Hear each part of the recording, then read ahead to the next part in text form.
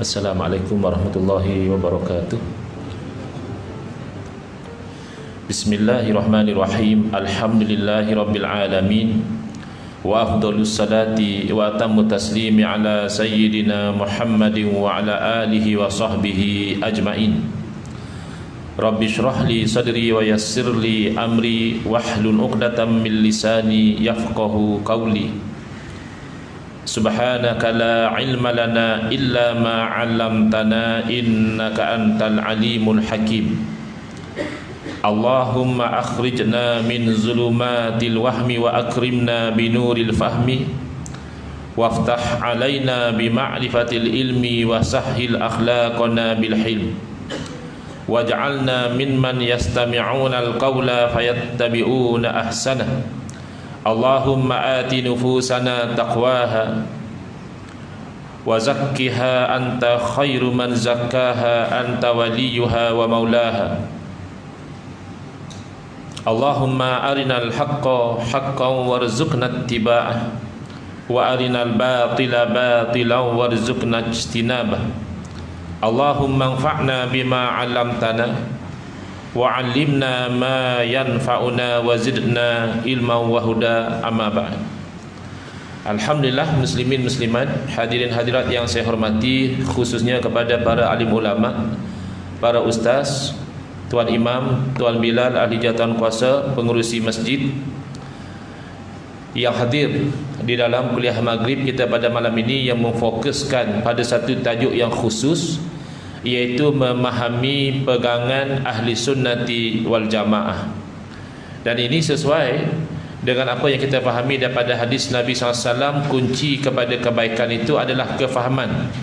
Man yuridillahu bihi khairan yufaqihu fid din, kata Nabi SAW. Barang siapa yang Allah nakkan dengan dia tu kebaikan, nescaya Allah berikan kepada dia tu kefahaman di dalam perkara agama.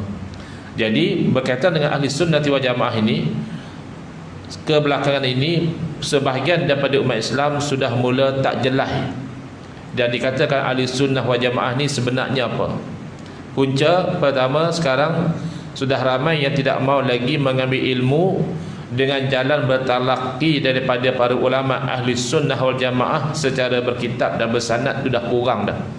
Kalau dulu memang orang mengaji berkitab, orang kata kepit kitab tu sampai kitab bawa ketiak, ketiak bawa kitab. Tapi kemas lah. Tapi lah ni orang lebih suka Google saja atau tengok YouTube, ya. Lah jadi mufti sendiri keluar fatwa macam-macam. Pasal dah biasa tengok YouTube. Jadi ini satu sebab. Yang kedua, tidak ada pendedahan yang cukup pada peringkat awal. Peringkat sekolah tak cerita sangat ahli sunnah wal jamaah tu apa dia, universiti pun tak jelas. Dan hanya cerita Islam secara umum lagu tu saja. Kemudian ditambah lagi dengan dakwaan pseudo ahli sunnah wal jamaah. Maknanya ahli sunnah wal jamaah yang palsu. Dia menyamak kata dia ahli sunnah wal jamaah, tapi pegangan yang dibawa tu berbeza dengan ahli sunnah wal jamaah. Ini lagi kita celaru. Misal kata 2 bulan lepas kita hadir satu seminar ahli sunnah wal jamaah, maka pembentang beritahu ahli sunnah wal jamaah lagu ni. Betul, sebulan lepas itu kita hadir pula satu forum lain pasal ahli sunnah wal jamaah, berlain sangat daripada apa yang kita dengar sebulan yang lalu. Jadi hak mana satu ni ahli sunnah wal jamaah ni, kita jadi pening. Jadi tujuan pada pembentangan malam ni supaya nak menghilangkan kekeliruan ini, insya-Allah sekadar yang sempat dalam waktu yang ada ini, kita pergi dengan takrif dahulu. Kita kata nak cerita pegangan ahli sunnah wal jamaah. Apa takrif dia? Apa definisi ahli sunnah wal jamaah? Dia ada 3 perkataan di situ. Pertama ahlun, yang kedua as-sunnah, dan yang ketiga adalah al-jamaah. Ahlun dari segi bahasa ada pelbagai makna. Boleh jadi makna dia ahli keluarga, ahlul bait, yakni ahli keluarga. Boleh jadi dengan makna penduduk, misalnya ahlul jannah, penduduk syurga. Boleh jadi dengan makna pengikut, misalnya ahlus sunnah, berarti pengikut sunnah. Jadi dalam konteks yang kita bincang ni, ahlus sunnah bermakna pengikut. Ahlun di sini bermakna pengikut, yang diikuti adalah sunnah. As-sunnah apa dia? As-sunnah menggambarkan jalan, cara ataupun pegangan. Kalau dari segi bahasa, as-sunnah adalah at-tariqah, jalan. Tak kisahlah jalan yang baik pun sunnah, jalan yang buruk juga sunnah. Sebagaimana dalam hadis Nabi SAW, Nabi pernah bersabda, man sanna fil islami sunnatan hasanatan. Barang siapa yang mengadakan dalam Islam ni sunnah yang baik, makna jalan yang baik. Tapi dalam hadis yang sama juga Nabi SAW bersabda, wa man sanna fil islami sunnatan sayyi'atan. Barang siapa yang mengadakan dalam Islam ni sunnah yang buruk. Oh, sunnah pun ada buruk. Ya, dari segi bahasa. Tapi kalau dari segi syarak, bila sebut sunnah, dia khusus kepada yang baik saja, iaitu at-tariqatul mardiyatu al-maslukatu fid din, jalan yang diredai, yang dijalani di dalam agama oleh tokoh-tokoh agama. Nombor satu, oleh Rasulullah SAW. Nombor dua, oleh salafus soleh, generasi awal umat Islam, sahabat Nabi, tabi'in dan juga tabi'in. Nombor tiga, oleh para ulama. Kerana ulama adalah warasatul anbiya, kita mau ikut kepada jalan para ulama. Baik.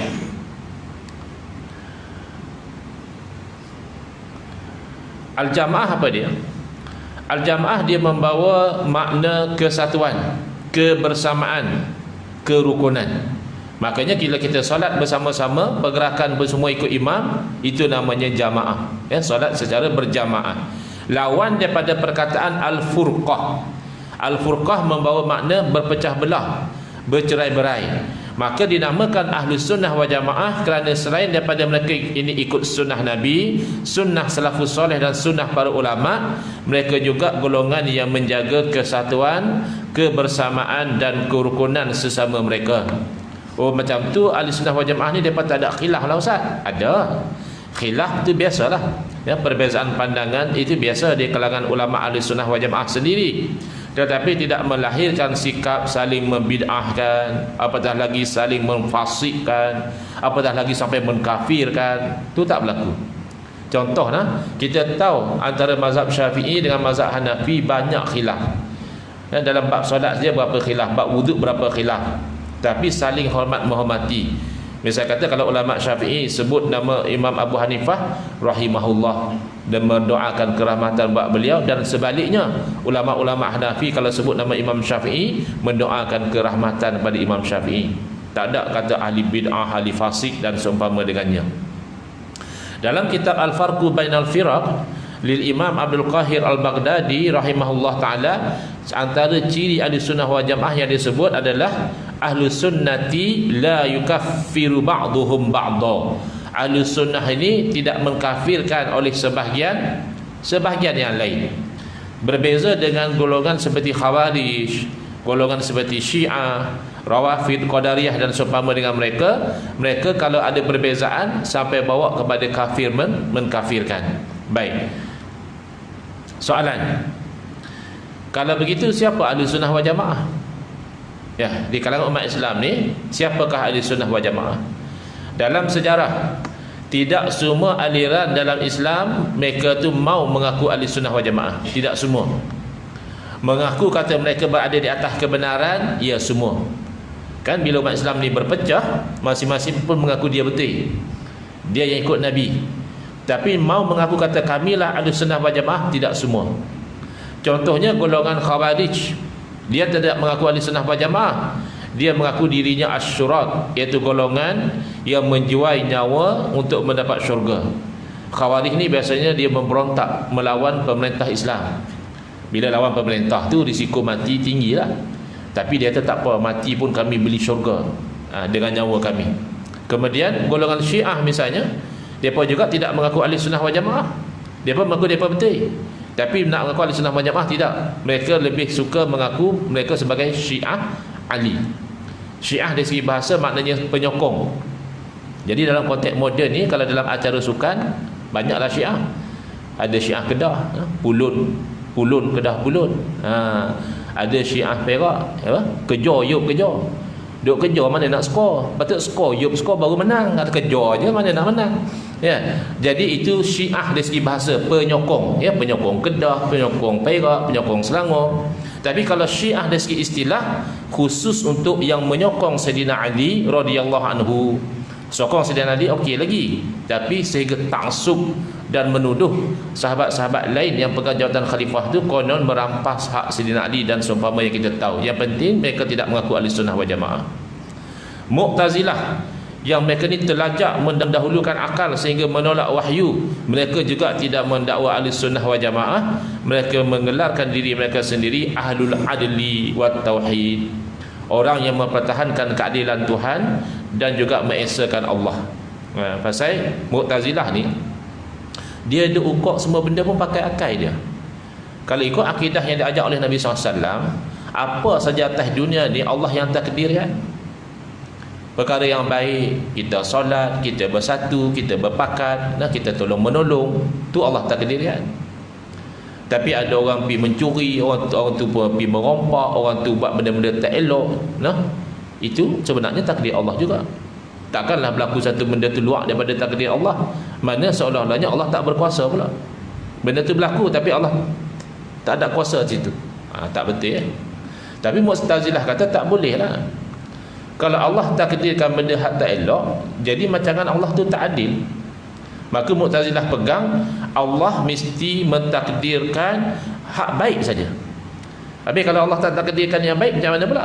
Mana Allah mentakdirkan yang lebih baik, as-suluh wal aslah. Allah takdir yang baik, kalau tak baik pun hak lebih baik lagi. Yang inilah yang dipertikaikan oleh Al-Imam Abu Hasan Asy'ari rahimahullah ta'ala. Imam Abu Hasan Asy'ari tokoh ulama yang mempertahankan akidah Ahlussunnah wal Jamaah. Dia asalnya mazhab dia Mu'tazilah.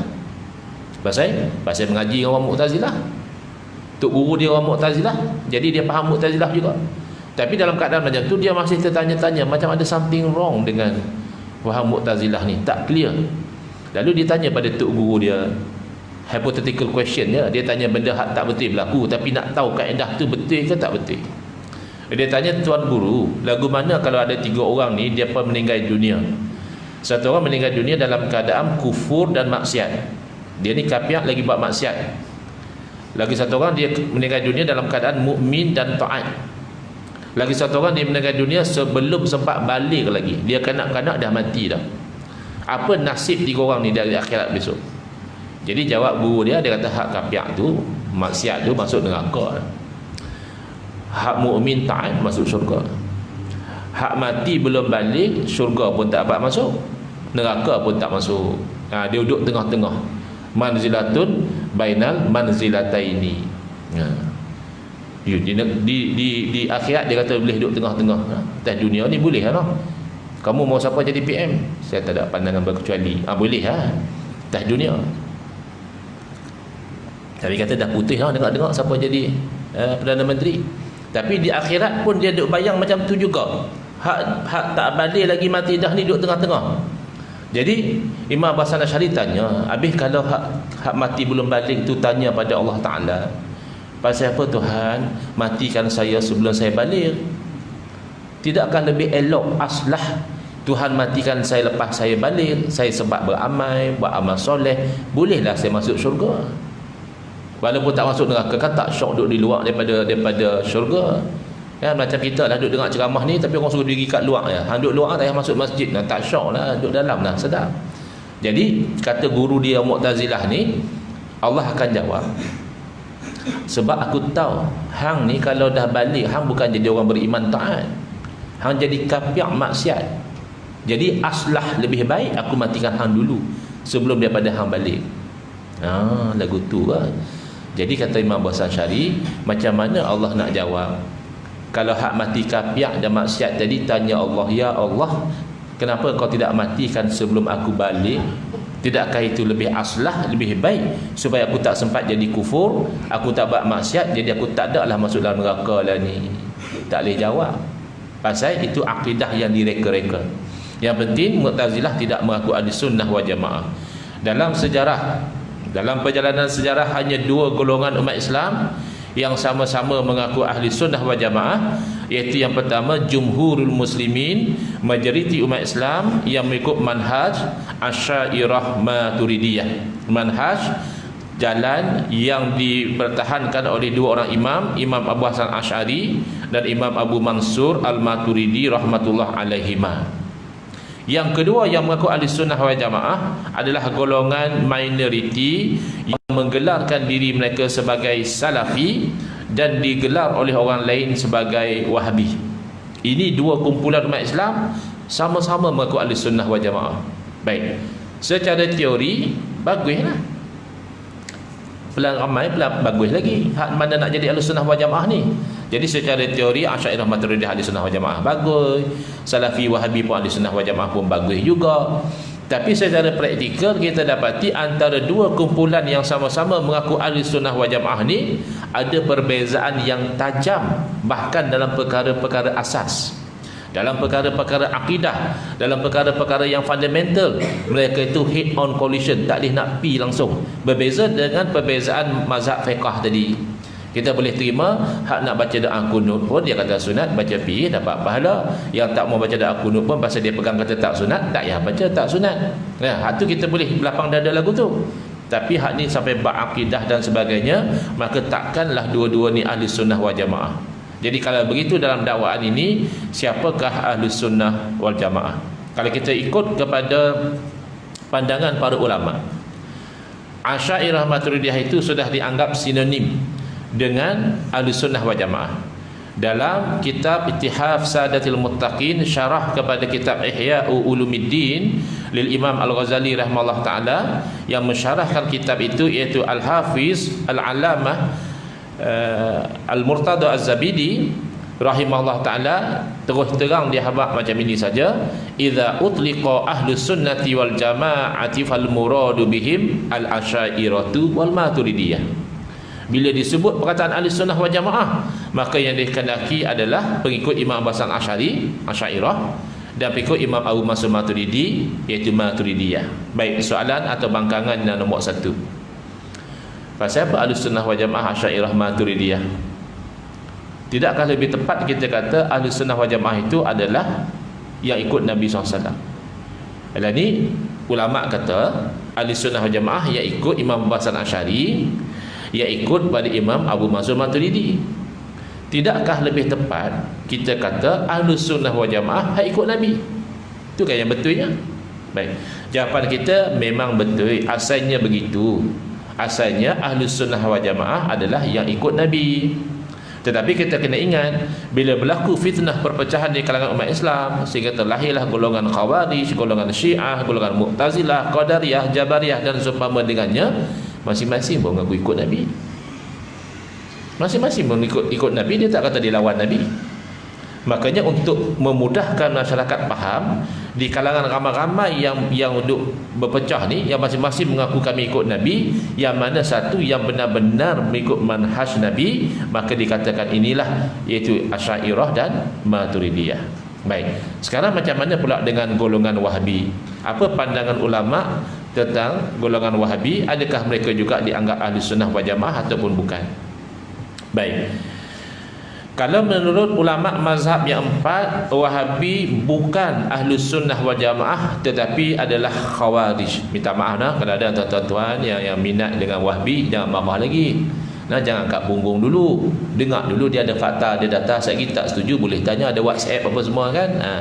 Jangan marah dulu. Sebab saya cakap macam ni, saya dah pernah kena marah di Penang. Orang tanya, saya tak mau cerita Wahabi pun masa tu, pasal tajuk lain. Tahu-tahu ada jemaah tanya masa sesi soal jawab, dia kata, Ustaz, Wahabi ni ke macam mana? Ahlussunnah wal Jamaah ke tak? Saya kata, soalan Tuan Haji tu boleh buat seminar 2 hari saya dah. Tapi dah Tuan Haji tanya, saya pun teranglah lagu ni lah. Saya kata, kalau ikut ulama, mereka bukan Ahlussunnah wal Jamaah. Mai satu orang marah, dia kata, Ustaz tak boleh cakap lagu tu. Jadi masyarakat confused. Saya kata, pasal apa pula? Dia kata, pasal dalam parlimen timbalan menteri hak dulu-dulu lah, dia kata Wahabi Ahlussunnah wal Jamaah. Saya kata, saya mana tahu orang timbalan menteri apa. Orang tanya saya dalam masjid, saya jawab ikut ulama kata lah. Ada pun timbalan menteri, dia orang politik, dia cakap apa dia nak cakap, saya mana tahu. Jadi itu saya pesan siap-siap jangan marah, kita tengok data dan fakta dulu. Baik, mengikut ulama Hanafi, Wahabi adalah Khawarij. Dalam kitab Raddul Mukhtar ala Durril Mukhtar lil Imam Muhammad Amin, yang dikenali sebagai Al-Imam Ibn Abidin, beliau dengan jelas mengatakan bahawa Wahabi ini adalah Khawarij.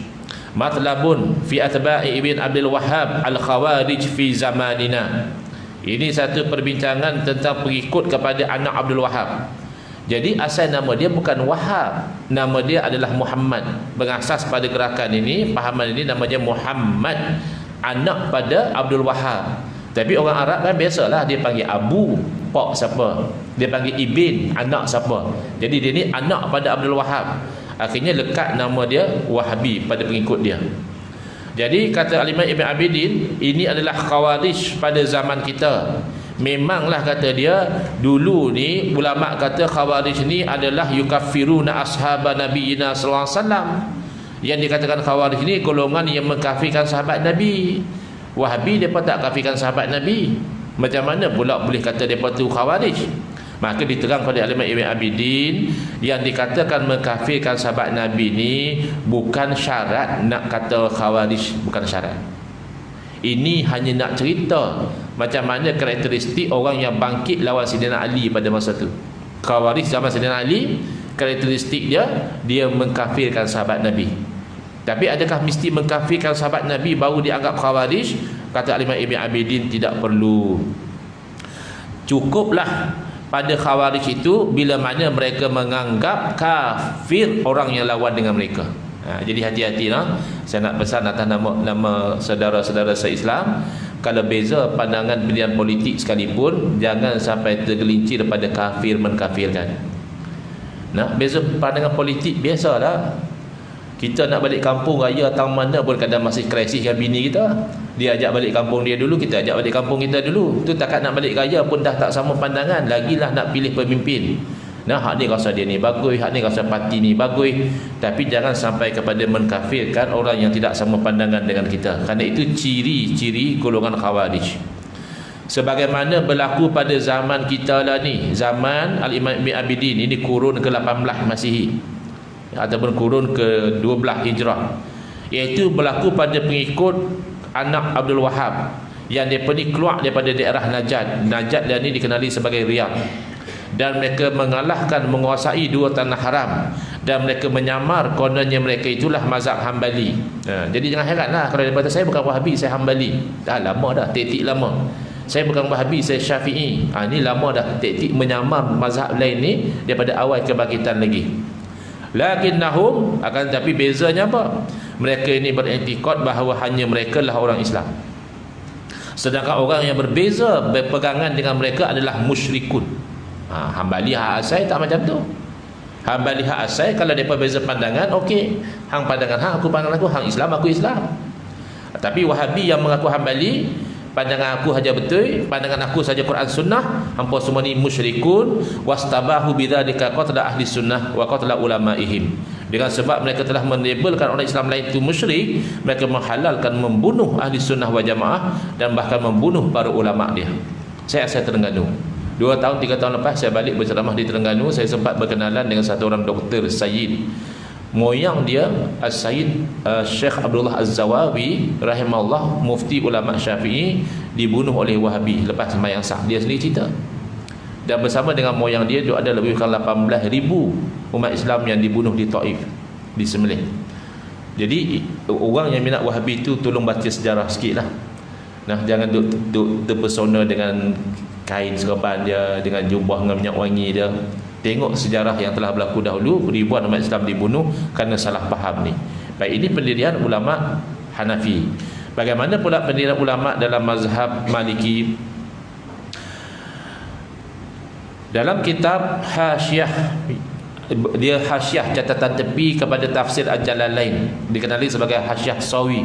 Al-Imam Ahmad As-Sawi Al-Maliki rahimahullah ta'ala juga mengkelaskan Wahabi ini sebagai golongan Khawarij ketika menceritakan tafsir ayat Al-Quran, afaman zuyyina lahu su'u amalihi fara'ahu hasana. Isyak dah, lagi kita sambung lepas daripada laungan azan. Bagi Tuan Bilal melaungkan azan terlebih dahulu. Silakan.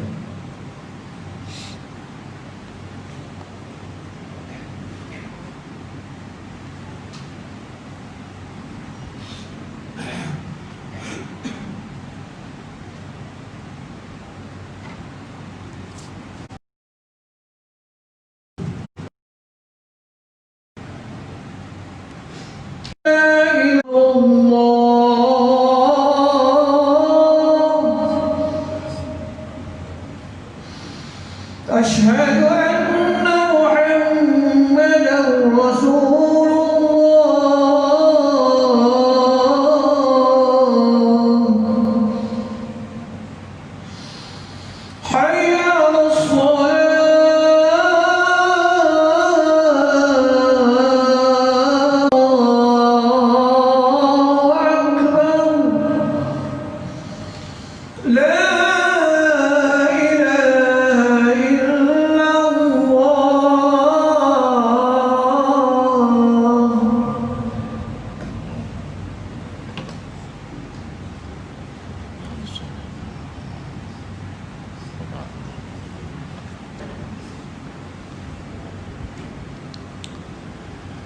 Bismillah, Alhamdulillah, wassalatu wassalamu ala Rasulillah, amma ba'd.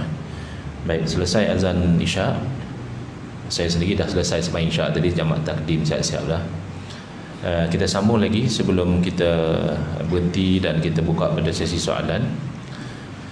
Kata Al-Imam Ahmad As-Sawi rahimahullah ta'ala berkaitan dengan ayat Al-Quran tersebut, yang bermaksud orang yang dihiasi baginya amalnya yang buruk sehingga dia melihat amal buruk dia itu elok. Contohlah zaman lah ni ISIS dia duk pergi sembelih orang, dia bakar orang hidup-hidup, dia pergi buat kerosakan bom dan sebagainya. Bagi dia tu jihad. Bagi dia kalau dia mati syahid. Jadi kata Imam Ahmad As-Sawi, dikatakan bahawa ayat ini diturunkan untuk menceritakan golongan Khawarij, yang mana Khawarij ni fi'il mereka, perangai mereka, yuharrifuna ta'wil al-kitab was sunnah. Depa ni suka menyelewengkan tafsir Quran dan hadis. Yang ni yang kadang kawan dia tak faham. Dia kata saya tak percaya Ustaz kalau depa kata Wahabi tak betul. Pasal saya dah perhati yang ustaz-ustaz yang dituduh Wahabi ni, masya-Allah, depa kalau bercakap Quran sunnah saja. Sikit-sikit depa sebut qala Allah, cakap sikit qala Rasul. Takkan orang lagu ni tak betul Ustaz? Hati-hati. Tak betulnya Wahabi ni bukan pasal dia tolak Quran hadis. Yang tolak Quran hadis ni misalnya golongan liberal yang ekstrim. Setengah golongan liberal ni dia perli, dia tahu apa ikut kitab 1400 tahun dia dah. Zaman moden dah masih nak ikut kitab lama. Ikut hadis yang tak betul. Tu liberal. Wahabi dia tak lagu tu. Bahkan Wahabi ni nampak dia tu berpegang dengan Quran dan hadis. Kesalahan dia adalah pada salah tafsir Quran hadis. Sebagaimana disebut oleh Nabi SAW sendiri, ciri-ciri golongan ini adalah yaqra'unal Quran. Depa senantiasa baca Quran, tapi la yujawizu hanajirahum, tidak melangkaui kerongkongan mereka. Bermakna mereka baca dan mereka tak faham dengan betul. Dan lebih parah daripada itu lagi, dengan sebab mereka itu telah mensalah tafsirkan Quran dan hadis, wa yastahilluna bidzalika dima'al muslimina wa amwalahum. Mereka telah menghalalkan dengan sebab itu, dengan sebab tafsir-tafsir yang salah tadi, darah orang Islam boleh bunuh, dan harta benda. Dalam buku-buku sejarah mereka, kalau kita baca, mereka rampas harta benda orang Islam. Dan bahkan lebih teruk daripada itu, mereka juga menghalalkan kemaluan wanita. Maknanya apa? Orang-orang perempuan Islam yang mereka tawan, mereka anggap itu sebagai tawanan perang, mereka boleh guna sebagai hamba sahaya. Tengok tu video ISIS. Ada, saya dapat satu video ISIS, dia jual budak perempuan. Dia kata ni nama Aisyah, umur 14, dia ni orang Kurdi, dia sudah murtad, siapa nak beli dia sebagai hamba? Ini yang berlaku pada awal-awal kebangkitan Wahabi. Nyawa dihalalkan, darah dihalalkan, bahkan wanita-wanita Islam juga dihalalkan atas nama hamba perang, tawanan perang. Baik, ini pandangan dalam mazhab Maliki. Ini terjemahan saya sudah terjemahkan tadi. Ini pula pandangan dalam mazhab Syafi'i. Dalam kitab Misbahul Anam wa Jala'uz Zalam fi raddi al-bid'in najdi alladhi adalla bihal awam. Tajuk saja panjang dah. Lampu kepada manusia, penerang kepada kegelapan, pada menolak ahli bid'ah dari Najd, iaitu daripada Riyadh, yang telah menyesatkan ramai orang awam. Lah kita tengok bukan orang awam saja, bahkan ustaz-ustaz, pegawai-pegawai agama pun ada yang tak clear isu Wahabi. Dia kata Wahabi okey. Alah, takkan depa tak mau baca Yasin malam Jumaat je pun. Takkan depa tak mau tahlil arwah je kot. Tak, bukan isu tu. Tak mau baca malam Jumaat, baca malam lain. Tak mau tahlil arwah, tak apa, tak ada orang kata wajib pun. Yang pentinglah ni kita nak tengok bahaya ni pada akidah dia. Antaranya kenapa? Kenapa ulama-ulama mazhab Syafi'i menganggap Wahabi adalah Khawarij? Kerana katanya yang lebih penting daripada semua itu adalah apa yang disebut oleh Nabi SAW sendiri dalam hadis-hadis yang menunjukkan bahawa tanda-tanda Khawarij ini ada pada Wahabi, iaitu Ibn Abdul Wahab dan pengikutnya ini adalah daripada golongan Khawarij. Antaranya mereka ni datang daripada Najd. Dalam Sahih Bukhari ada satu hadis yang mana kalau kita cerita pada orang yang minat pada Wahabi ni, dia kata ni maksud dia lain, dia nak kata tak sahih hadis Bukhari. Dia tetap bukan maksud dia lagu tu. Iaitu ketika mana Nabi SAW mendoakan kebaikan untuk penduduk Syam dan Yaman. Syam dan ni Suria, Lebanon dan juga Jordan. Lalu ada orang minta, doalah sama untuk najat kami ni. Nabi tak doa. Kali kedua Nabi doa masih untuk orang Syam dan Yaman. Ada orang minta lagi, doalah sama untuk najat ni. Nabi tak doa juga. 3 kali orang tu minta. Akhirnya Nabi SAW mengatakan, daripada najat itulah akan terbitnya tanduk syaitan. Jadi najat ni pun dia sebelah timur Madinah. Nabi SAW bersabda, kalaulah tidak kerana matahari itu terbit daripada timur, nescaya aku tak sudi nak memandang kepada timur. Ni sebut sini ni. Salah. Dah terlepas dah tadi. Ni ada ni.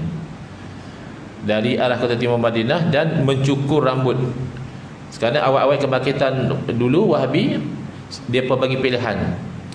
Dia anggap kita syirik. Pasal apa? Dia doa tepi kubur, dia pergi ziarah kubur wali, kita tu dianggap sembah kubur. Jadi hang nak kembali pada agama tauhid ke hang nak kekal dengan agama syirik? Kita dianggap agama syirik. Lalu kalau kita berkeras akan dibunuh atau disiksa. Kalau kita tetap apa, aku ikut hang, hang cukup kepala hang tu bagi botak. Sebab itu rambut hang zaman syirik. Lah hang dah kembali pada tauhid, hang kena buang rambut syirik hang tu. Jadi Nabi dah habaq dah, simahum at-tahlik. Tanda golongan ini adalah membotak, mencukur botak kepala. Baik. Kemudian dalam mazhab Hambali pun sama, yang mereka tu mengaku kononnya mereka adalah mazhab Hambali. Mazhab Hambali juga mengatakan bahawa mereka itu adalah khawarij. Al-Risalah Al-Musammah bi Rihlatil Hijaziyah disebutkan di situ, antara tanda-tandanya apa? Yaqtuluna ahlal Islam. At-tahlik sama, botakkan kepala. Yaqtuluna ahlal Islam, botak apa jelas no? Wa yad'una ahlal awsan. Mereka ni membunuh orang Islam dan mereka biak pi orang-orang sembah berhala, kapiak ni tak kacau. Tak ISIS. ISIS hadapi ISIS tu di Suria. Suria dengan Israel bukan jauh. Ada tak ISIS pergi serang Israel? Tak ada. Dan satu benda, kita bukan nak komplain Arab Saudi ke apa. Arab Saudi negara Islam, kita hormat. Kerajaan dia, kerajaan Islam, kita hormat. Nak ceritanya, semenjak daripada fahaman Wahabi dah jadi popular di sana, pernah tak negara mereka tu berperang dengan Israel? Kalau dengan Israel, Jordan pernah perang, Mesir pernah perang, Iraq pernah perang, Syria pernah perang. Tapi setahu kita, di tempat yang fahaman Wahabi ni kuat, tak pernah mereka nak berperang dengan kafir. Tapi kalau serang Yaman ada, membantu Amerika serang Iraq ada. Jadi sesuai dengan ciri-ciri yang diceritakan dalam hadis Nabi SAW ni. Saya sebut lagi sekali, bukan kita nak cerita tentang negara atau pemerintah dia, cuma nak cerita tentang kesan fahaman ini. Sikap itu ada sebagaimana diterangkan dalam hadis Nabi SAW. Baik. Ini saya type balik ya, pasal yang tadi tu scan direct daripada kitab. Jadi saya type semula supaya lebih jelas, tapi makna dia sama. Yaqra'una Quran la yujawizu hanajirahum. Mereka memang rajin baca Quran, tapi mereka tak faham betul sebagaimana yang dipahami oleh para ulama ahli sunnah wal jamaah. Dan ini kitab yang mereka catat pembunuhan. Kadang-kadang kalau kita cerita macam ni, kawan-kawan yang sudah terpengaruh, yang minat dengan Wahabi, dia kata tu semua fitnah Ustaz. Fitnah barat, pasal dia dengki Syarul Wahab nak pertahankan tauhid. Fitnah ulama-ulama yang dengki dan sebagainya. Takkanlah semua ulama dengki, seorang dua mungkin lah. Sampai ribuan ulama tolak, takkan mereka semua penyakit dengki belaka. Dan ini buku ditulis oleh tokoh Wahabi sendiri. Tarikh Najat ini ditulis oleh Syekh Ibn Qannam. Dia ni tokoh Wahabi, dia sendiri catat 300 serangan dan pembunuhan yang dilakukan terhadap kaum muslimin di Jaziratul Arab. Dan kitab yang lain, ini terbitan kerajaan Arab Saudi sendiri, Unwanul Majdi fi Tarikh Najat, juga dicatatkan pelbagai pembunuhan yang dilakukan terhadap kaum muslimin di Jaziratul Arab, kerana yang dibunuh itu dituduh orang-orang musyrik. Jadi bahaya ya, ahli sunnah wal jamaah yang betul tak akan macam tu. Jangan kata sampai nak bunuh orang Islam, nak kata dia kafir pun kita hati-hati. Tapi dia Syiah Ustaz, Syiah tidak semua kita kata keluar dari Islam. Secara umum Syiah tu masih lagi Muslim, tetapi Muslim yang berdosa, pasal dia bawa bid'ah dalam akidah dan seumpama dengannya. Wahabi pun kita tidak akan kata dia kafir. Dia masih lagi orang Islam, tapi dia ada bid'ah dalam kepercayaan-kepercayaan yang dia perlu bertaubat kembali pada Ahlussunnah wal Jamaah.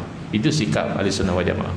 Baik, dan ni oleh kerana kita kuliah maghrib, bukannya seminar sekali hari ke. Nah, saya ni kira nak cari satu poin, lepas tu kita jelas dan kita buka pada sesi soalan. Ya, jadi saya pilih satu saja. Pasal slide ni banyak ada ratus-ratus. Nak cerita semua tak ada. Saya pilih fokus kepada akidah.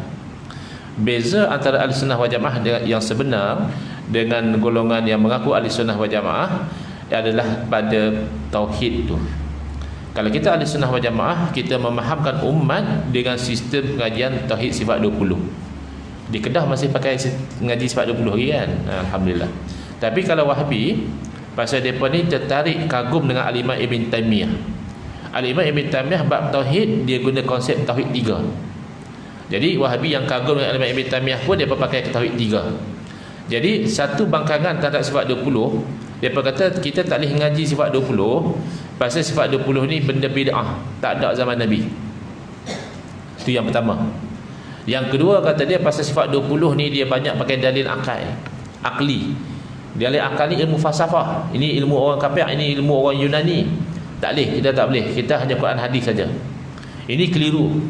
Yang pertama, kalau nak kata bid'ah, insya-Allah. Kalau nak kata bid'ah, kedua-duanya adalah bid'ah. Mana slide dia tak jumpa? Tak apa. Tauhid sifat 20 tak ada diajak di zaman Nabi SAW. Tauhid 3 ada. Ada kan Nabi ajak kepada sahabat tauhid ada 3, rububiyah, uluhiyah, asma wa sifat? Tak ada juga. Tapi yang kita nak tengok isi dia.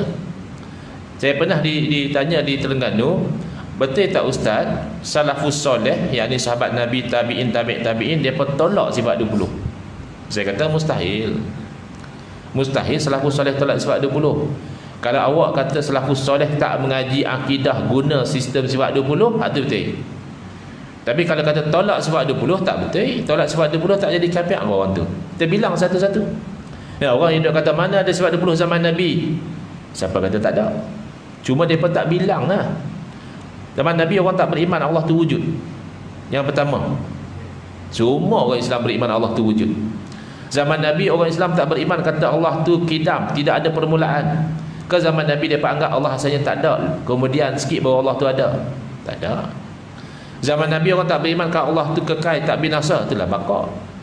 Zaman Nabi tidak orang beriman bahawa Allah tak sama dengan makhluk, itulah mukhalafah ta'ala lil hawadis. Zaman Nabi orang tak beriman bahawa Allah tidak berhajat pada makhluk, itulah namanya qiyamuhu ta'ala binafsi. Jadi bilanglah hayah ke ilmu ke kudrah ke iradah ke sama, semua zaman Nabi ada. Tinggal mereka tak susun saja. Jadi penyusunan tak menjadikannya salah. Zaman Nabi pun sahabat tak belajar rukun sembahyang 13 perkara. Maka sadahlah rukun sembahyang 13 perkara tak salah pun. Itulah yang cara Nabi SAW sembahyang. Baik. Jadi lah ni kita nak tengok tauhid 3. Tauhid 3 ni Al-Imam Ibn Taymiyah bahagikan kepada tauhid rububiyah, tauhid uluhiyah, tauhidul asma' was sifat, yang mana tidak semua tauhid 3 ni salah. Ada antara penerangan tauhid 3 ni betul dan ada yang salah. Ini yang kita nak ambil faham. Pasal takut lagi kita tak boleh nak beza. Kalau kita tolak yang betul, bahaya. Kita ambil hak salah pun bahaya juga. Jadi kita ambil satu persatu. Yang pertama, tauhid rububiyah adalah kita tu mengesakan Allah sebagai Tuhan yang menciptakan. Maknanya tak ada lain daripada Allah yang menciptakan. Apa saja yang wujud, Allah yang ciptakan. Dan Allah yang memiliki, Allah lah yang mengatur, Allah yang menghidupkan, Allah yang mematikan, Allah yang bagi penyakit, Allah yang sembuhkan, Allah yang bagi rezeki, Allah yang mendatangkan manfaat dan mudarat. Semua tu Allah belaka. Ini betul ya. Tak boleh tolak ni. Ini dalam tauhid sifat 20 ada konsep ni, tapi dia panggil wahdaniyatul af'al. Mengesakan Allah pada perbuatan. Tapi yang kita tak boleh terima hak ni. Menurut Al-Imam Ibn Taymiyah dan juga golongan Wahabi yang mengaku Ahlussunnah wal Jamaah ni, Dia kata kalau tauhid rububiyah saja, orang musyrik pun ada tauhid ni. Mana Abu Jahal, Abu Lahab tu, hak sembah berhala tu, mereka bertauhid. Tapi tauhid namanya rububiyah. Yang ni kita tidak terima. Dan ini puncanya salah faham terhadap makna ayat Quran. Ada banyak ayat Quran, antaranya wala in sa'altahum man khalaqas samawati wal arda wa sakhkhara asy-syamsa wal qamara la yaqulunna Allah. Kalaulah kamu tanya pada orang musyrik, siapa yang cipta langit bumi? Siapa yang pusingkan matahari dan bulan? La yaqulunna Allah. Nescaya orang musyrik jawab Allah. Tu kata depa, inilah dalil orang musyrik ada tauhid. Pasal kalau hang tanya dia siapa cipta langit bumi, dia jawab Allah juga. Dia tak kata berhala dia. Di sisi kita ahli sunnah wal jamaah tak boleh. Sebab tauhid dengan syirik ni dia tak boleh bertemu. Tauhid lawan pada syirik. Kalau dia musyrik, dia tak ada tauhid. Kalau dia ada tauhid, dia tak ada syirik. Baik. Jadi ayat Al-Quran tadi di sisi kita ahli sunnah wal jamaah bukan dalil ada tauhid. Itu dalil orang musyrik dalam dia syirik pun dia tak ada hujah. Kalau kita tanya dia, awak hampir sembah berhala. Sebab dia berhala Tuhan lah dia dah. Berhala Tuhan, awak berhala jadikan langit dan bumi ni kah? Berhala ke yang pusingkan matahari dan bulan? Dia mana nak boleh jawab ya, dia buat tahu jawapan tu tak betul. Dia sendiri yang duk buat berhala tu. Dia suka berhala perut boroi, dia buat perut boroi. Dia suka berhala tu muscle, dia buat ada muscle. Suka hati dia. Takkan berhala tu cipta langit bumi, dia tak boleh jawab. Dia kata kalau cipta langit bumi pun Tuhan jugalah, bukan berhala. Tapi dia tidak tauhid. Dia masih menganggap berhala tu boleh mendatangkan manfaat dan mudarat, maka dia sembah. Dalam Al-Quran, dalam surah Hud, Allah menceritakan kata-kata orang musyrik. Orang musyrik kata pada Nabi Hud alaihi salam, inna qulu illa taraka ba'du alihatina bisu. Kami bukan nak kata apa, wahai Hud, hang ni dah kena penyakit gila oleh sebahagian daripada berhala kami. Hang tak bagi orang sembah berhala, berhala dah marah dah. Jadi sebahagian daripada berhala kami dah bagi hang penyakit tu, hang jadi gila. Mana orang musyrik menganggap berhala tu boleh mendatangkan penyakit, oleh itu boleh menyembuhkan, makanya mereka sembah. Maka nak kata mereka bertauhid dari segi rububiyah, itu tak betul. Yang kedua adalah tauhid uluhiyah. Daripada perkataan ilah, maknanya kita ni memperhambakan diri pada Allah Ta'ala. Tauhid uluhiyah maknanya kita melaksanakan ibadah, yakni menyembah hanya kepada Allah saja. Al-ilahul haq, Tuhan yang hak adalah yang berhak untuk disembah. Dan tauhid maknanya menyembah hanya pada Allah, tidak mempersekutukan Allah. Betul ke tak? Betul ya. Hak ni kita tak boleh nak bangkang. Jangan kata sembah berhala, jangan kata sembah batu, kayu, pokok, busut dan sebagainya. Kalau ada orang sembah makhluk yang mulia sekalipun, hukumnya haram dan syirik. Contoh sajalah, kalau ada orang sembah malaikat, boleh tak? Tak boleh. Malaikat kita hormat, bagus.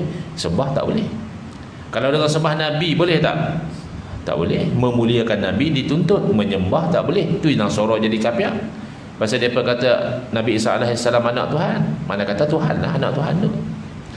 Jadi hak ni kita kata betul.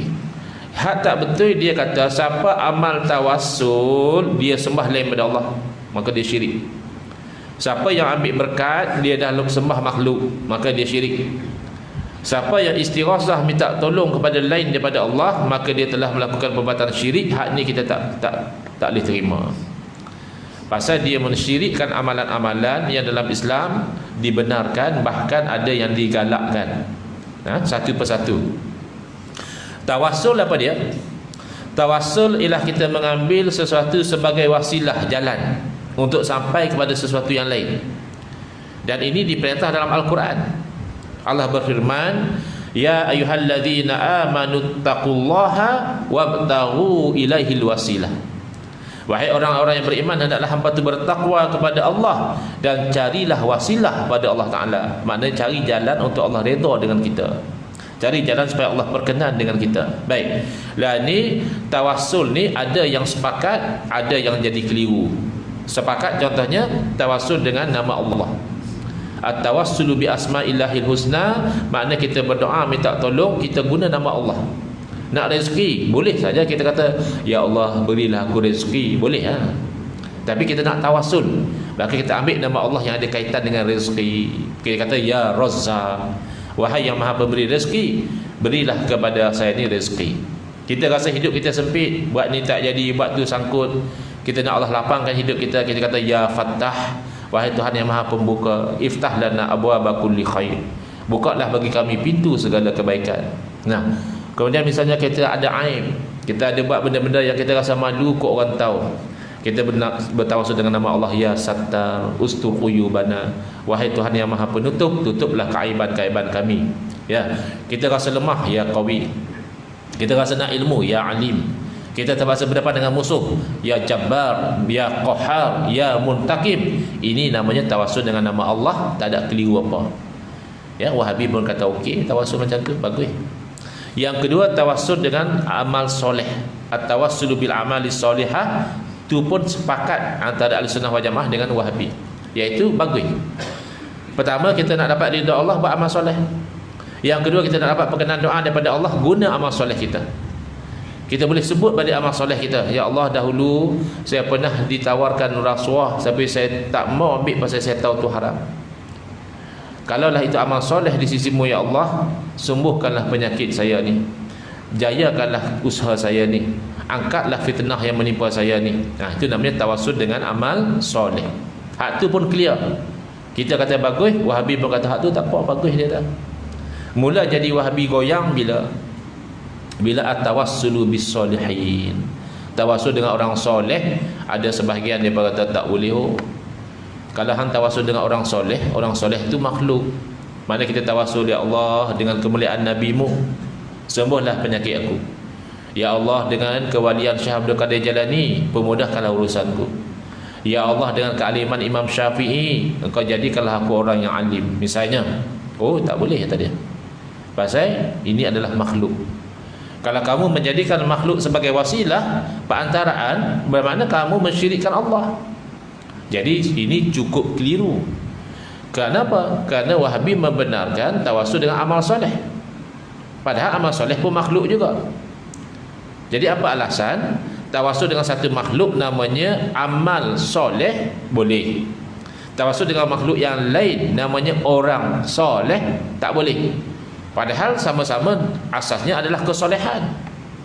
Betul tak amal soleh makhluk Allah? Dengan nas Al-Quran, Allah berfirman, wallahu khalaqakum wa ma ta'malun. Allah yang ciptakan kamu, kita makhluk Allah, dan apa yang kamu amalkan, soleh ke tak soleh, makhluk Allah juga. Baik, jadi biasanya Wahabi kendok sikit lah, pasal dalil tawassul jelas. Dia kata sebenarnya boleh tawassul dengan orang soleh, boleh, tapi ada syarat, iaitu kita tawassul dengan orang soleh yang masih hidup, itu tak apa. Tapi kalau kita tawassul dengan orang soleh yang telah meninggal dunia, itu haram dan syirik. Maka tak boleh lagi tawassul dengan Nabi SAW, pasal Nabi dah wafat. Tak boleh lagi tawassul dengan Syekh Abdul Qadir Jalani, Nabi Kani pernah meninggal dunia juga. Dengan Imam Syafi'i, semua tak boleh. Habis boleh macam mana? Carilah orang soleh sebelah-sebelah kalau start ni, hak kita kenal, pergi jumpa dia. Di Kedah ni hak terkenal sebagai orang soleh, Pak Sumi. Pak Sumi. Tapi ziarah dia, Pak Su, saya ada hajat besar ni, Pak Su tolong doa lah bagi Allah perkenankan hajat saya. Dia pun cerita tak tahu lah, kata orang-orang besar apa, pergi jumpa Pak Sumi juga, minta apa ni, doa dia. Kata bakal PM pun jumpa dia, masa nak PRU bila tak tahu. Dia kata, Pak Su doa lah supaya parti saya menang, biar saya boleh jadi Perdana Menteri. Jadi ikut riwayat yang saya dengar tu, Pak Su jawab lagu ni, dia kata takkan satu sarung ada dua kerih, dia kata.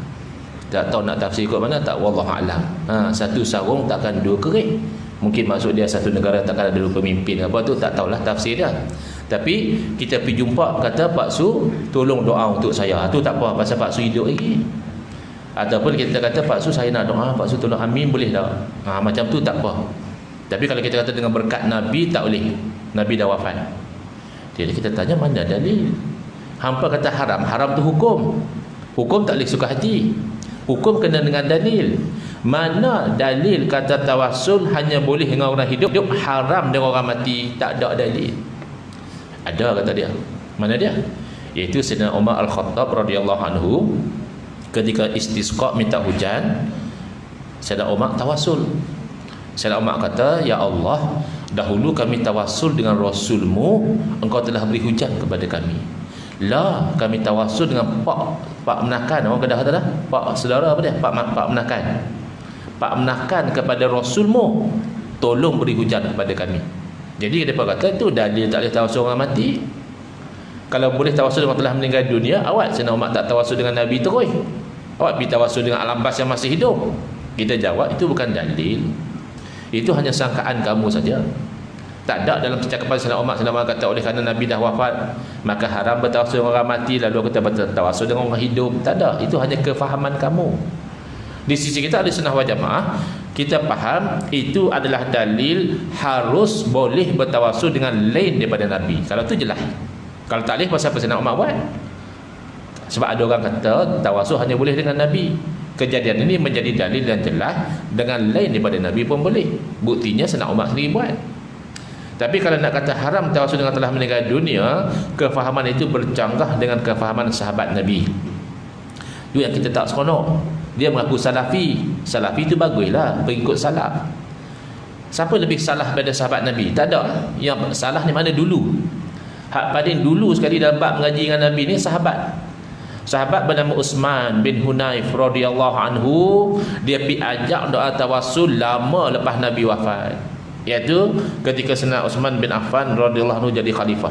Satu orang lelaki dia ada hajat nak jumpa Sayyidina Uthman, tapi terhalang. Dia cerita dekat Uthman bin Hunayf. Uthman bin Hunayf kata, hang baca doa ni. Doa tawassul dia ajak. Mana sahabat Nabi faham doa tawassul boleh amal lepas Nabi wafat. Baik, nak tanya terus terang, mana kita lebih selesa pegang? Fahaman sahabat Nabi ke fahaman Wahhabi? Tentulah kita selesa pegang fahaman sahabat Nabi. Sahabat Nabi tak ada masalah. Sebab sahabat Nabi faham tawassul itu tetap doa kepada Allah. Cuma kita sebut benda-benda yang mulia di sisi Allah. Antaranya amal soleh, orang soleh. Siapa lebih soleh kepada Nabi SAW? Tak ada. Nah, jadi ini yang kedua tentang tawassul. Saya laju sikit tabarruk. Tabarruk maknanya ambil berkat. Tabarruk itu maknanya kita ambil sesuatu itu berkat. Apa dia berkat? Al-barakatu ziyadatul khair. Berkat dia maknanya bertambah kebaikan. Tapi Wahhabi kata tak boleh. Apa duk ambil berkat dengan rambut Nabi itu, rambut Nabi makhluk saja, syirik. Ni apa ambil berkat dengan pakaian orang soleh dan sebagainya, itu pakaian itu makhluk, syirik. Habis hang ambil berkat dengan Panadol, Panadol bukan makhluk. Hang pening, hang ambil Panadol, hilang pening hang, syirik lah. Padahal yang bagi hilang pening Allah Ta'ala.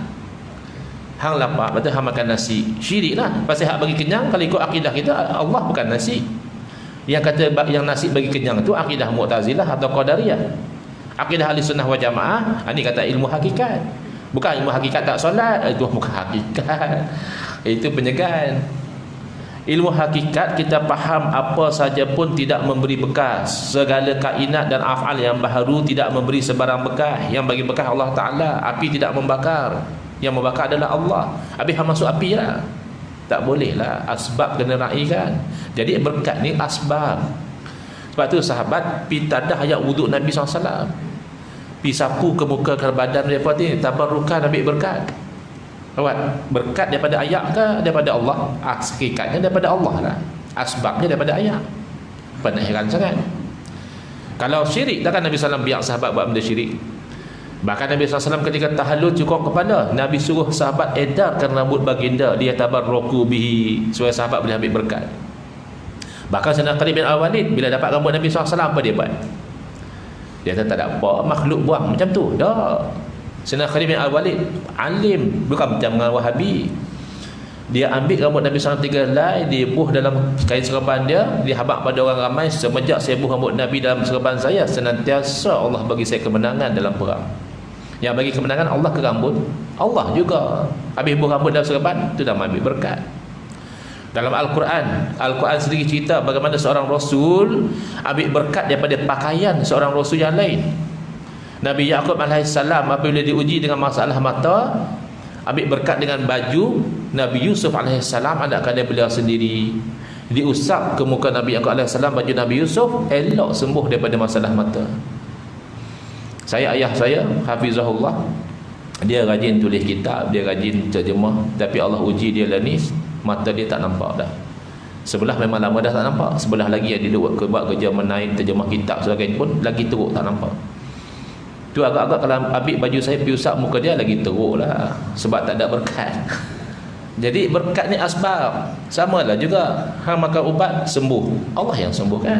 Tapi kalau hang makan racun mati, Allah yang matikan. Tapi kita ni berinteraksi dengan asbab.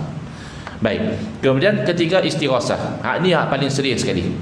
Hati-hati kita jangan kata Syiah saja taqiyah. Kita jangan sangka Syiah saja berpura-pura. Apa saja pegangan lain pada Ahlussunnah wal Jamaah, dia akan ada elemen berpura-pura tu, termasuk Wahabi. Jadi kalau Wahabi dulu kita senang, dia tengok dia lagu ni Wahabi dah, dia ni mesti tolak tasawuf dan sebagainya. Jangan lah. Kadang-kadang Wahabi pun ajak kita tasawuf.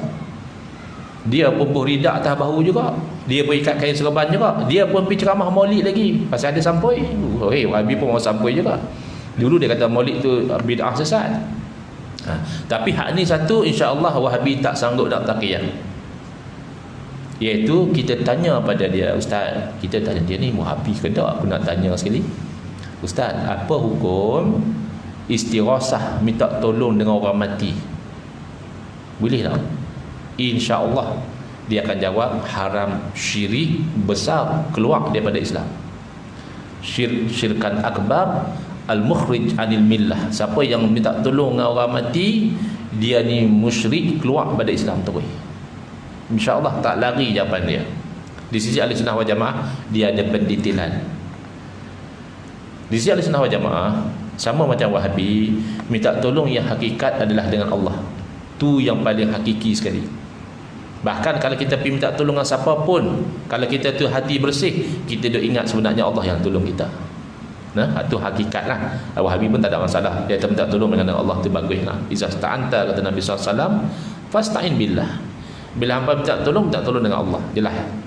Lah ni beza kita dengan Wahabi adalah pada minta tolong dengan makhluk.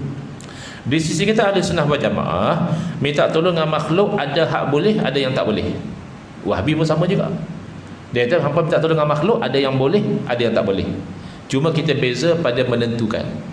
Di sisi kita Ahlussunnah wal Jamaah, minta tolong dengan makhluk yang masih hidup atas dunia atau yang telah mati berpindah ke alam roh, kedua-duanya adalah haram dan syirik. Kalau kita iktikad makhluk itulah yang bagi, maka haram. Tapi kalau kita minta dengan orang yang masih hidup atau orang yang telah mati dengan keyakinan bahawa makhluk itu sebenarnya tak boleh bagi apa pun, cuma Allah yang bagi, ini makhluk hanya asbab sahaja, itu tidak haram dan tidak syirik. Di sisi Wahabi, minta tolong dengan makhluk yang masih hidup, itu tak apa, itu tak syirik. Tapi minta tolong dengan makhluk yang telah meninggal dunia, itu haram. Maka kalau kata madad ya Rasulullah, pertolonganmu wahai Rasulullah, syirik. Jadi ini beza. Betul ke Wahabi kata kalau hidup tak apa, mati syirik? Kita nak buka minda kita nak. Tuan-tuan tentu pernah dengar Ayah bin. Apa kesalahan Ayah bin? Dia mengaku kata dia Tuhan. Baik, Ayah bin masih hidup lagi. Ni tak tahulah, mungkin dah mati, saya tak tahu. Masa dia masih hidup lagi, apa hukum pengikut Ayah bin pergi minta tolong dengan dia? Syirik ke tak? Ayah bin hidup lagi. Di sisi Ahlussunnah wal Jamaah syirik. Pasal kalau pengikut Ayah bin minta tolong dengan dia, dia minta tolong atas nama Ayah bin itu Tuhan. Dia memang ingat pertolongan itu daripada Ayah bin, bukan daripada Allah. Syirik. Walaupun Ayah bin masih hidup. Jadi kayu ukut Wahabi kata kalau orang tu hidup tak apa, tak syirik, belum tentu. Dia tengok i'tiqad dia. Tetapi kalau macam kita minta tolong Ayah bin, tak ada masalah. Katalah Ayah bin tu jiran sekampung kita, kita kenal dia, kita jumpa dengan dia, kita kata, bin, hang tolong angkat beg aku boleh tak? Tak ada apa, tak syirik. Tak, sebab i'tiqad kita tak sama dengan i'tiqad pengikut dia. Tapi kalau minta tolong orang telah meninggal dunia, sahabat Nabi buat. Amirul Mukminin fil hadis Al-Imam Ibn Hajar Al-Asqalani rahimahullah ta'ala meriwayatkan dengan sanad yang sahih dalam kitab yang masyhur Fathul Bari, syarah kepada Sahih Bukhari, bagaimana seorang sahabat yang dikatakan nama beliau Bilal ibn Al-Haris Al-Muzani radhiyallahu anhu, bila berlaku kemarau zaman Sayyidina Umar bin Al-Khattab, pergi ke makam Nabi SAW, merintih-rintih di situ dan meminta tolong, ya Rasulullah, istasqi li ummatik. Wahai Rasulullah, tolonglah minta hujan buat umatmu. Tak lama dia terlelap di situ dan bermimpi didatangi oleh Nabi SAW. Oh, Wahabi cukup anti mimpi. Dia tahu apa cerita mimpi-mimpi. Kalau semua benda mimpi, baik kita lena banyak supaya dapat ilmu. Bukan mimpi tu tempat kita mengaji. Bukan mimpi itu tempat kita istinbat hukum. Mimpi ni kalau ikut hadis mubasyirat, iaitu perkabaran gembira. Jadi orang ni dapat perkabaran gembira, ru'yah solihah, mimpi soleh jumpa Nabi. Nabi sampaikan pesan, beritahu pada Sayyidina Umar, beritahu pada Umar lagu ni dan sampaikan salam aku pada Umar. Dia bangkit pada tidur, terus pergi jumpa Sayyidina Umar. Dia kata aku buat macam ni. Lepas tu aku mimpi Nabi pesan kat hang lagu ni dan Nabi sampaikan salam. Sayyidina Umar menitiskan air mata, jawab salam, dan Sayyidina Umar kata aku tak cuai tunaikan pesanan Nabi.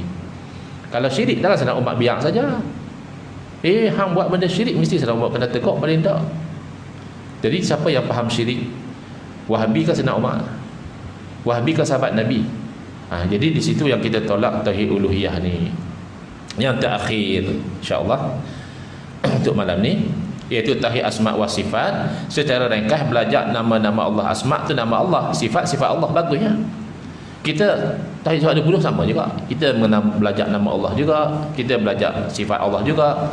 Tapi yang kita tak setuju bila mana dia menetapkan makna yang zahir yang tak layak dengan Allah Ta'ala. Contoh kita ambil satu, dia kata Allah Ta'ala, kita kata Allah wujud tak ada tempat, tak betul dia dah. Yang betul akidah ahli sunnah wal jamaah, Allah wujud ada tempat.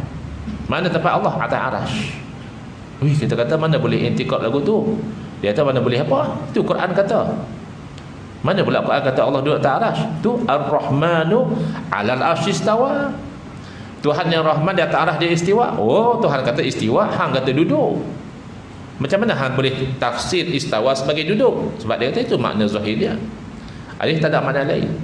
Banyak makna lain daripada duduk. Duduk ada 14 atau 13 makna lain. Pasal apa hang kata duduk? Pasal kami ikut salaf, Ustaz. Kami dalam berakidah kami ikut salaf. Salaf tidak takwil. Tengok ni kekeliruan dia. Betul dia kata salaf tak takwil. Kebanyakan salaf bila jumpa ayat mutasyabihat depa tidak takwil. Tapi apa makna takwil di situ? Takwil dia masukkan salaf tidak takwil, makna tafsir.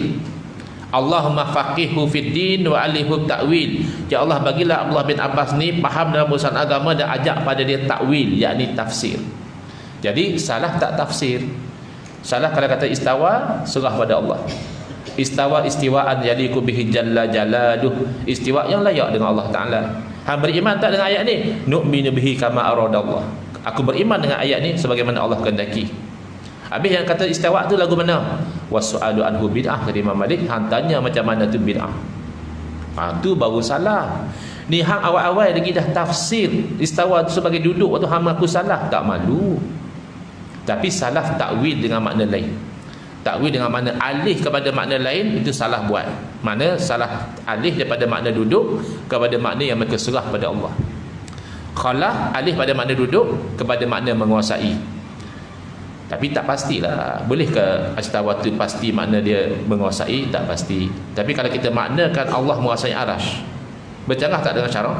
Bercanggah tak dengan akidah? Tak bercanggah. Memang Allah menguasai arash. Tapi kalau kita kata Allah duduk atas arash, tu bercanggah dengan banyak dalil. Antaranya laisa kamithlihi syai'. Tak ada satu sama dengan Allah Ta'ala. Yang paling beza Khaliq dengan makhluk apa dia? Khaliq pencipta, tidak diciptakan.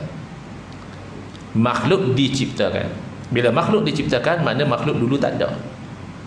Bila Khaliq sang pencipta, makna Allah ada daripada mula lagi. Kalau kita tidak, sebenarnya satu masa dulu Allah pun tak ada juga. Itu bahaya. Sebab benda yang dahulu tak ada, pasti dia perlu diciptakan. Siapa yang ciptakan dia? Sama ada dia cipta diri dia sendiri atau diciptakan oleh orang lain. Betul kan? Cipta diri sendiri mustahil lah. Mana boleh benda yang tak wujud dicipta diri dia sendiri? Tak ada. Diciptakan oleh orang lain, mana Allah tu makhluk? Mustahil. Mana Allah wujud sebelum ada arash? Kerana arash tu makhluk. Jadi apa masalah nak kata Allah wujud tanpa tempat? Sebab tempat tu makhluk. Memang Allah wujud tanpa tempat. Tapi kalau hang kata Allah duduk atas arash, mana hang mengatakan Allah duduk atas makhluk dia? Itu namanya i'tiqadul hulul. Hang sendiri tolak i'tiqad al-hulul. Lah ni hang kata Allah duduk atas arash. Dan bercanggah dengan hadis. Hadis mana? Hadis nuzul. Sebab hang faham zahir, jadi bercanggahlah. Kalau faham secara ahli sunnah tak dicanggah apa. Dia faham apa hadis nuzul?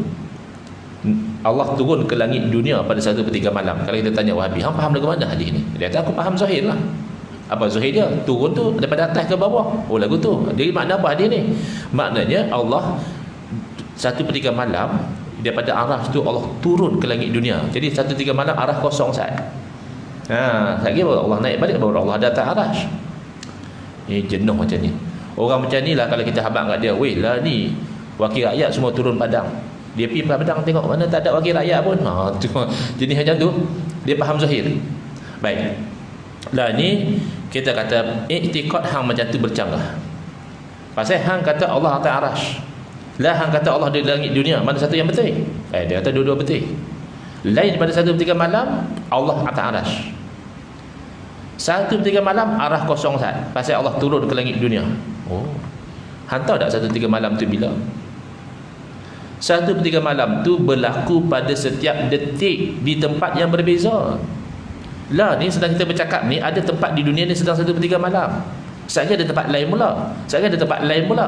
Jadi 1/3 malam ni sentiasa berlaku pada setiap detik. Kalau hang faham zahir, bila Allah dah datang arash?